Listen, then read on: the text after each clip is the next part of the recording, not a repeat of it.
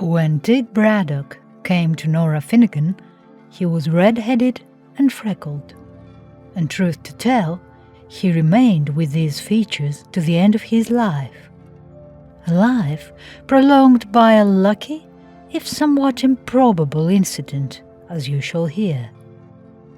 Tig had shuffled off his parents as saurians of some sorts do their skins.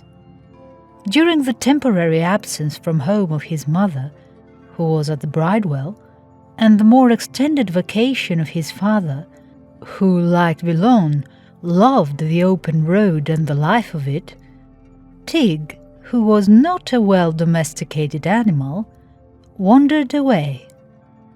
The Humane Society never heard of him, the neighbours did not miss him, and the law took no cognizance of this detached citizen, this lost Pleiad. Tig would have sunk into that melancholy which is attendant upon hunger, the only form of despair which babyhood knows, if he had not wandered across the path of Nora Finnegan. Now, Nora shone with steady brightness in her orbit, and no sooner had Tig entered her atmosphere than he was warmed and comforted. Hunger could not live where Nora was. The basement room where she kept house was redolent with savoury smells, and in the stove in her front room, which was also her bedroom, there was a bright fire glowing when fire was needed. Nora went out washing for a living, but she was not a poor washerwoman, not at all. She was a washerwoman triumphant. She had perfect health, an enormous frame, an abounding enthusiasm for life, and a rich abundance of professional pride. She believed herself to be the best washer of white clothes she had ever had the pleasure of knowing, and the value placed upon her services and her long connection with certain families with large weekly washings bore out this estimate of herself, an estimate which she never endeavoured to conceal. Nora had buried 2 husbands without being unduly depressed by the fact. The first husband had been a disappointment, and Nora winked at Providence when an accident in a tunnel carried him off, that is to say, carried the husband off. The second husband was not so much of a disappointment as a surprise. He developed ability of a literary order, and wrote songs which sold and made him a small fortune. Then he ran away with another woman. The woman spent his fortune, drove him to dissipation, and when he was dying, he came back to Nora, who received him cordially, attended him to the end, and cheered his last hours by singing his own songs to him. Then she raised a headstone recounting his virtues, which were quite numerous, and refraining from any reference to those peculiarities which had caused him to be such a surprise. Only one actual chagrin had ever nibbled at the sound heart of Nora Finnegan, a cruel chagrin, with long, white teeth, such as rodents have. She had never held a child to her breast, nor laughed in its eyes, never bathed the pink form of a little son or daughter, never felt a tugging of tiny hands at her voluminous calico skirts. Nora had burnt many candles before the statue of the Blessed Virgin, without remedying this deplorable condition. She had sent up unavailing prayers. She had at times wept hot tears of longing and loneliness. Sometimes in her sleep she dreamed that a wee form, warm and exquisitely soft, was pressed against her firm body, and that a hand with tiniest pink nails crept within her bosom.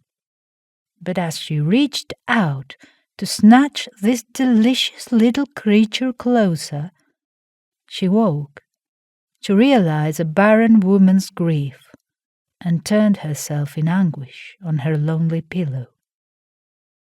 So when Tig came along, accompanied by 2 curs who had faithfully followed him from his home, and when she learned the details of his story, she took him in, curs and all, and having bathed the 3 of them, made them part and parcel of her home.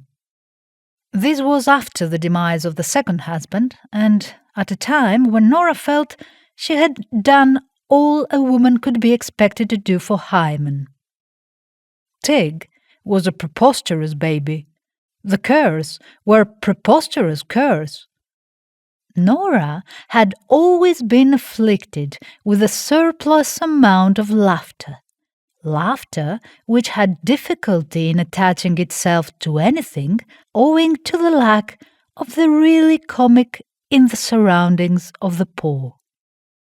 But with a red-headed and freckled baby boy and 2 trick dogs in the house, she found a good and sufficient excuse for her hilarity, and would have torn the cave where Echo lies with her mirth, had that cave not been at such an immeasurable distance from the crowded neighborhood where she lived. At the age of 4, Tig went to free kindergarten. At the age of 6, he was in school and made 3 grades the first year and 2 the next. At 15, he was graduated from the high school and went to work as errand boy in a newspaper office, with a fixed determination to make a journalist of himself. Nora was a trifle worried about his morals when she discovered his intellect. But as time went on, and Tig showed no devotion for any woman save herself, and no consciousness that there were such things as bad boys or saloons in the world, she began to have confidence. All of his earnings were brought to her. Every holiday was spent with her. He told her his secrets and his aspirations. He admitted that he expected to become a great man, and though he had not quite decided upon the nature of his career, saving of course the makeshift of journalism, it was not unlikely that he would elect to be a novelist probably like Thackeray. Hope, always a charming creature, put on her most alluring smiles for Tig, and he made her his mistress and feasted on the light of her eyes. Moreover, he was chaperoned, so to speak, by Nora Finnegan, who listened to every line Tig wrote, and made a mighty applause, and filled him up with good Irish stew, many-coloured as the coat of Joseph, and pungent with the inimitable perfume of the rose of the cellar. Nora Finnegan understood the onion, and used it lovingly. She perceived the difference between the use and abuse of this pleasant and obvious friend of hungry man, and employed it with enthusiasm but discretion. Thus it came about that whoever ate of her dinners found the meals of other cooks strangely lacking in savour, and remembered with regret the soups and stews, the broiled steaks and stuffed chickens of the woman who appreciated the onion. When Nora Finnegan came home with the cold one day, she took it in such a jocular fashion that Tig felt not the least concern about her, and when 2 days later she died of pneumonia, he almost thought at first that it must be one of her jokes. She had departed with decision, such as had characterized every act of her life, and had made as little trouble for others as possible. When she was dead, the community had the opportunity of discovering the number of her friends.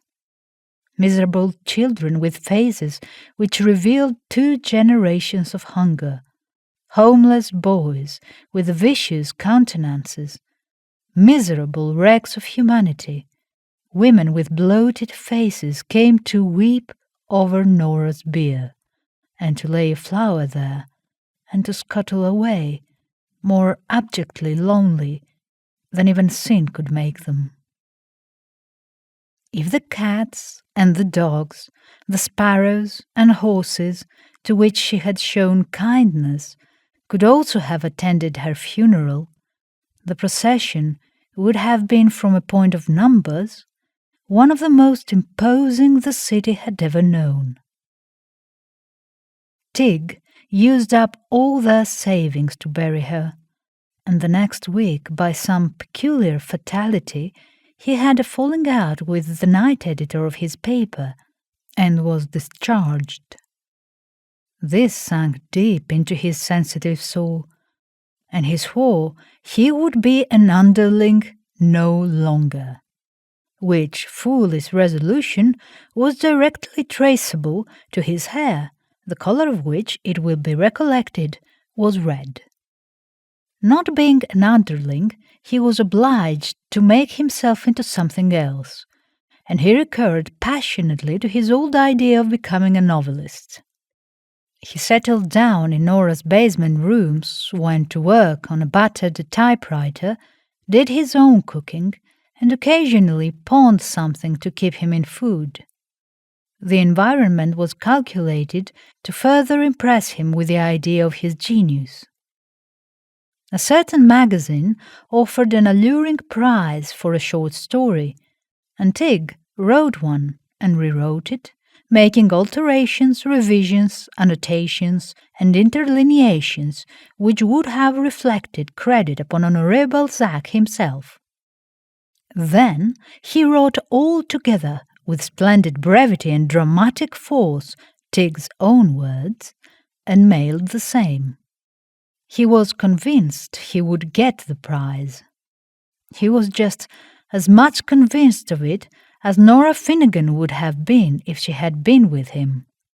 So he went about doing more fiction, taking no especial care of himself, and wrapped in rosy dreams which, not being warm enough for the weather, permitted him to come down with rheumatic fever.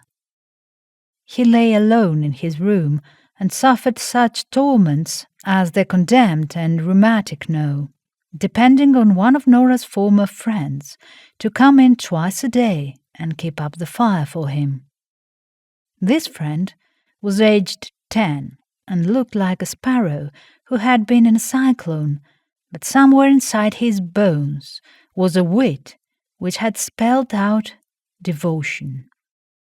He found fuel for the cracked stove, somehow or other. He brought it in a dirty sack which he carried on his back, and he kept warmth in Tig's miserable body. Moreover, he found food of a sort, cold, horrible bits often, and Tig wept when he saw them, remembering the meals Nora had served him. Tig was getting better, though he was conscious of a weak heart and a lamenting stomach, when, to his amazement, the sparrow ceased to visit him. Not for a moment did Tig suspect desertion. He knew that only something in the nature of an act of providence, as the insurance companies would designate it, could keep the little bundle of bones away from him. As the days went by, he became convinced of it, for no sparrow came, and no coal lay upon the hearth. The basement window, fortunately, looked toward the south, and the pale April sunshine was beginning to make itself felt, so that the temperature of the room was not unbearable. But Tig languished, sank day by day, and was kept alive only by the conviction that the letter announcing the award of the $1,000 prize would presently come to him. One night he reached a place where for hunger and dejection his mind wandered, and he seemed to be complaining all night to Nora of his woes. When the chill dawn came, with chittering of little birds on the dirty pavement and an agitation of the scrawny willow pussies, he was not able to lift his hand to his head. The window before his side was but a glimmering square. He said to himself that the end must be at hand. Yet it was cruel, cruel, with fame and fortune so near. If only he had some food, he might summon strength to rally, just for a little while. Impossible that he should die. And yet, without food, there was no choice. Dreaming so of Nora's dinners, thinking how one spoonful of a stew such as she often compounded would now be his salvation, he became conscious of the presence of a strong perfume in the room. It was so familiar that it seemed like a subconsciousness, yet he found no name for this friendly odor for a bewildered minute or two. Little by little, however, it grew upon him that it was the onion, that fragrant and kindly bulb which had attained its apotheosis in the cuisine of Nora Finnegan of sacred memory. He opened his languid eyes to see if mayhap the plant had not attained some more palpable materialization. Behold, it was so. Before him, in a brown, earthen dish, a most familiar dish, was an onion, pearly white, in placid seas of gravy, smoking and delectable. With unexpected strength, he raised himself and reached for the dish, which floated before him in a halo made by its own steam. It moved toward him, offered a spoon to his hand, and as he ate, he heard about the room the rustle of Nora Finnegan's starched skirts, and now and then a faint, faint echo of her old-time laugh. Such an echo as one may find of the sea in the heart of a shell. The noble bulb disappeared little by little before his voracity, and in contentment greater than virtue can give, he sank back upon his pillow and slept. 2 hours later, the postman knocked at the door and, receiving no answer, forced his way in. Tig, half awake, saw him enter with no surprise. He felt no surprise when he put a letter in his hand bearing the name of the magazine to which he had sent his short story. He was not even surprised when, tearing it open, with suddenly alert hands, he found within the check for the first prize, the check he had expected.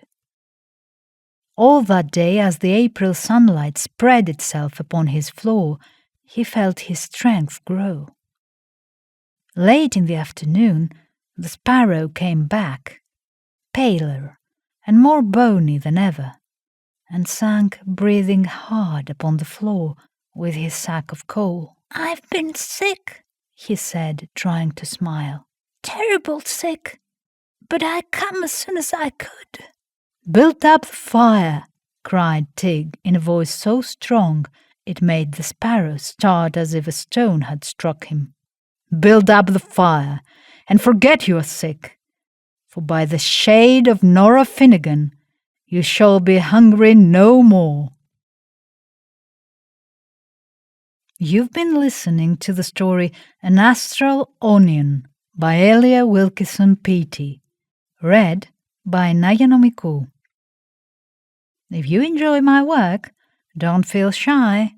Leave a comment, like, or share the video with friends and family. Thank you for being here.